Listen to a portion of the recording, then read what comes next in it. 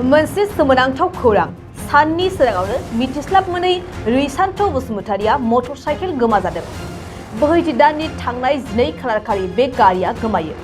सोर खावनानै लांखो दासिमबो बेनि जेबो खौरां गैया आरो रोखा नङा। गसाइगाव महकुमानि सिङाव थानाय अमृतपुर गामिनि रैसान्थ बसुमतारिनि AS16J5907 अनजिमानि 150 पालसार गारिया गोमानानै दं। मिथिहोनाय बादिब्ला गोमानाय गारिया गोजा गाबनि। खावजाग्रा एबा गारि बिगोमानि सन्देह खालामनाय बादिब्ला सिखावा चिरां जिल्ला दादगारि हालामनि थागिबि। नाथाय बेसेबां सैथो बियो रोखा नङा। गारि गोमाजानाय मटर साइकेलनि बिगोमाया बे समाव जोबोद हालाय हाफाय जानानै दं।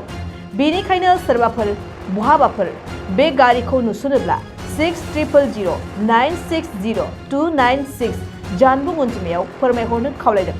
मख'नो गोनांदि बे गारिखौ बहाबाफोर नुसनना हमथानानै दोननो हायोब्ला बान्था होनाय जागोन होननानै फोरमायबावदों गारि बिगोमाया। रायजो राजाफोरखौ मोनसे खावलायहरनाय, सोरबाफोर नुसनबायोला नैबे स्क्रिनाव होनाय नाम्बारावहाय खोन्थाहरनो हागोन।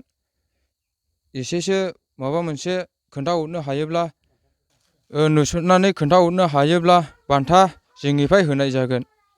नोंथाङा सानाय सुनाय बेरामनि जेंनायाव गोग्लैदों नामा? जुदि नोंथाङा सानाय सुनाय दंब्ला जिंगासिनांगौ गैया। चिरां जिल्लानि बेंटल गेट साफागुरियाव दायो एसआइ निउर' थेरापि सेन्टार दंसै।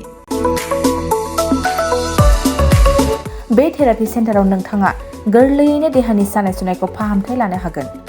बे आथिं सानायानो जाग्रोदों, ओमफ्राय जानाया एसे सिगांनिफ्रायनो जाखादों, ओमफ्राय बिदिनो गुबुन गुबुन मुलि जाबाबायदों, ओमफ्राय हामाखै। दिनैनि ट्रिटमेन्टआ आङो एसे मोजां मोनसिनबाय। जेरै सिं सानाय, आफादावरि सानाय, मोदोम जरा सानाय, आइजोफोरनि जेंना, खर' सानाय बायदि बेरामखौ फाहामनाय जायो। लोगोसेयैनो बे सेन्टाराव थानानै फाहामथाय लानो हानायनिबो सुबिदा खालामदों। नोंथांमोनहा एसआइ निउर' थेरापि सेन्टाराव फाहामथाय लानो गोसो दंब्ला नैबे मबाइल नम्बर 7620160459 नङाब्ला 9476977956 आव थोंजों सुलाद लानो हागोन।